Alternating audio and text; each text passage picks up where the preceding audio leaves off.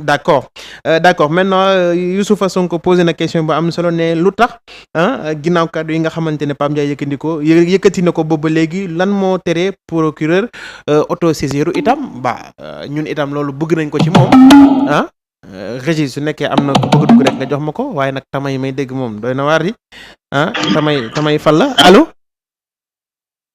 asalaamaaleykum Jérôme. oui sa message laa doon lire léegi.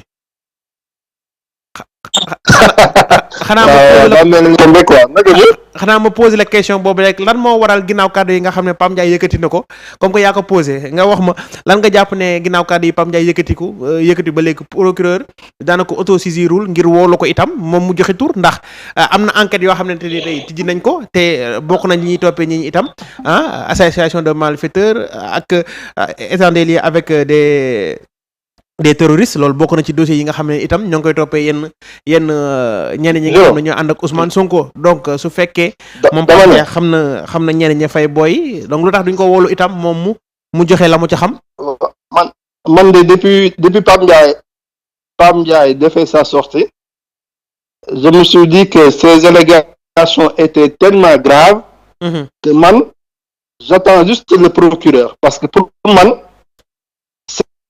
ces informations-là, si ça avait une dose de crédibilité, le procureur aurait convoqué sur le champ Pape Ndiaye. Pape Ndiaye, normalement, émission bi waru ko jeexal parce que un fléau aussi dangereux que l'immigration clandestine nga oser wax ni qu'il y a des opposants qui financent des jeunes pour prendre des pirogues pour pouvoir diaboliser l'État du Sénégal, c'est une déclaration extrêmement grave. Donc de mon côté, le lendemain, j'ai entendu aucune action du procureur. Sur le lendemain aussi, le procureur parce que déjà, Jérôme, l'opposition, si elle avait des milliards pour financer des jeunes, il l'aurait consacré directement sur la campagne électorale. C'est aussi si les jeunes quittent ce pays-là, mais c'est un désavantage directement l'opposition, parce qu'en général, les primo-votants, ils votent pour l'opposition. Donc ça n'a aucun sens. Donc avec l'inactivité du procureur, et en plus, si on analyse vraiment les déclarations de Pape Ndiaye, il avait commencé par dire que les gens qui sont sur les plateaux de Walf parle politique, ñooñu il rend pas service aux détenus politiques pour moom ñooñu dañoo war a ñaan pour ñooñu bàyyi leen ba nga xam ni y a un petit décalage en termes de mentalité donc daa mel ni il en voulait même aux gens qui défendaient sa cause lorsqu'il était en prison donc il y a quelque chose qui s'est passé je vais pas l'attaquer personnellement mais nous aussi on a un cerveau et on réfléchit. D'accord. Te soo analyser l'attitude des différents acteurs tu comprends un peu ce qui se passe actuellement. Jérôme, je reviens sur les dossiers des gens qui sont accusés de terrorisme. Il n'y aura jamais de procès dans le cadre de ces dossiers-là, Jérôme. Il y aura un problème. Non, Youssoupha. sañu ñu ko wax fii nii ndax ñu jàpp ay nit depuis combien de mois ñu téye leen pour dossier boobu noonu ñu ne procès du ca am kenn du xam fan la ji yëf yi di mujjee loolu moom xam naa gars yi duñu ko nangu tamit lii moom. xam nga lu tax loolu Jérôme.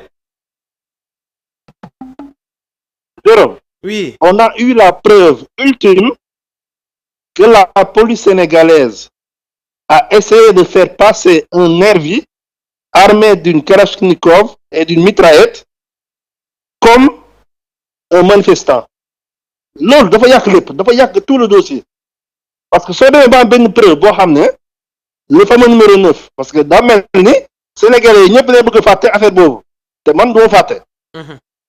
Lorsque cette conférence de presse a eu lieu ay policiers représentant la hiérarchie de la police génn identifier 2-3 personnes ces personnes-là ñu wax ni ñooñu ce sont des terroristes ce sont des forces occultes des médias étrangers wante ni ko ñooñu ils étaient avec la police.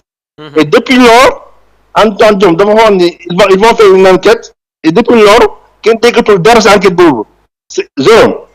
il y aura pas de man gëm naa ni il y aura jamais de procès dans cette affaire-là parce que le jour où il y aura des procès les Sénégalais découvriront vraiment qu'est-ce qui s'est passé avec ces milices armées qui étaient dans les rues de Dakar, cette affaire de la conférence de presse de la police, te loolu ça va faire un scandale d'État sans nom man foofu laa toog foofu laa teg affaire yi le jour bu ñu def procès bi les Sénégalais découvriront la vérité et à mon avis ça va être un scandale sans nom lu moo tax gëm naa ne il y aura jamais de procès dans ces affaires-là moo tax fu mu nekk nii ils vont les maintenir en détention préventive mais man gëm naa ne il y aura pas de procès là-dessus il y a un autre thème Jérôme que sur l'émission kii niñ koy waxee sax président Macky Sall mi dikk askanu Kaolack 1000 milliards ginnaaw nag def na fi fukki at ak lu tegal boobu ba léegi waa Kaolack ñoom ñoo ngay loof di yuux ak a jooy moom mu dig leen ne daana doole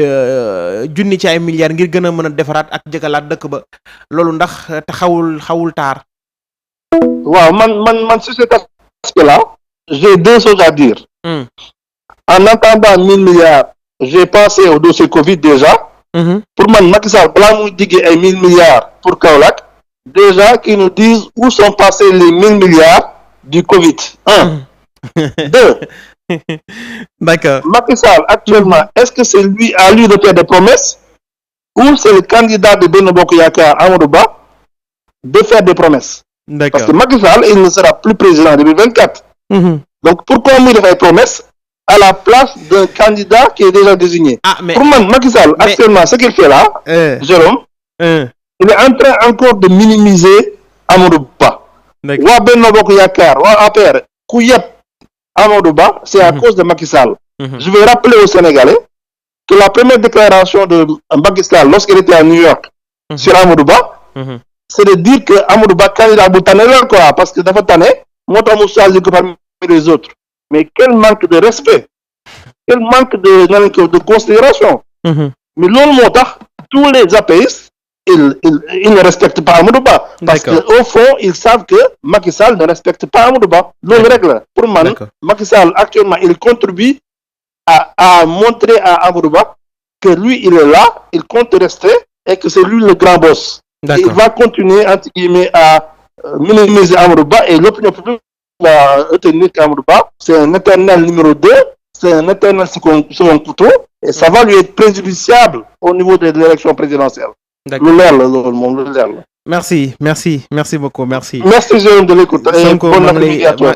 merci beaucoup maa ngi lay nuyu di la jaajëfal bu baax a baax ni waat Cheikh Omar moom jàpp ne xanaa waa Kaolack ñoom amuñu fu la tokkee itam moom nee na itam ci dossier boobu révélation yi nga xam ne Pape Ndiaye yëkkati ni ko lan moo waxal procureur ba léegi yëkkati gul kaddu addu ci mbir convocation wala sax laaj yoo xamante ne moom mile chroniqueur Pape Ndiaye journaliste war na ko daal def ngir gën a leeral kaddu yooyu nga xam ne yëkkati na ko ba léegi 1000 milliards de Covid yi Cheikh Omar jàpp na ni askanu Kaolack itam war nañ caa yeewu ndax ku leen dig 1000 junni ci ay milliards te ba léegi koppar ga ñu yëkkati woon dugal ko ci Covid lañ ca luubal ba léegi sénégalais yi des na ci am lu leen ca leer xulle ji itam xulle jiili waaw ñu ngi koy nuyu Abdou Fall ñoo ngi koy jaajëfal bu baax a baax Youssoufa Sonko mi génn léegi fàttewuma itam Cheikh Omar Ibrahima vraiment réaction yi bëri na macha allah waaw vraiment.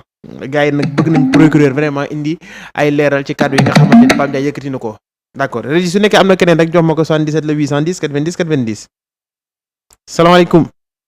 waaleykum salaam wa rahmatulah. mbokk mi na ngeen def. sëñ bi ñu ngi lay ziar. ba lépp a ngi dox. sant yàlla alhamdulilah. mbokk yi fan. mbokki Louga maa la war a Louga man la Abdoulaye Diallo. naka waa Louga loo. waa Louga ñu ngi si jaamu bu baax. yàlla na yàlla xeeb doole. amiin amiin tamit yàlla na leen yàlla fay guddal sa. acca bismillah ci waxtaan bi. waaw man nag dégg naa waxtaan bi mais man si projet Sonko bu ñu war a àtte dégg yaakaar naa si naa bëgg parsuivre. mooy Seydina Ousmane Sonko bu ñu war a àtte dégg. d'abord fu ñuy commencé nag may wax rek président Macky Sall. bu buggee jàmm am si réew. ñëpp nekk ci jàmm suñuy waajur nekk ci jàmm population Sénégal nekk ci jàmm nañu teg mbir bi ci yoon ñu àtte ko ci yoon ndax ñun ñëpp xam nañu lu ñuy wax ni ak lu ñuy ak lu fi am wuute nañ na li nga topp depuis ay at ba tey benn mbir te mënoo ci am benn dëgg kon nag ñëpp war nañu xam ni d'accord Seydina Ousmane Sonko moo nekk ci dëgg. merci waaw sëñ bi waaw atte suba bi bokkul ci li ñuy waxtaanee vraiment loolu moom nañ ko bëgg a xaaral ba suba rek li ñuy waxtaanee ma fàttali ko bokk na ci président Macky Sall mi nekk jamono ji tournée économique dig waa Kaolack ne daan leen defal junni ci ay milliards ngir ñu gën a mën a ñoŋ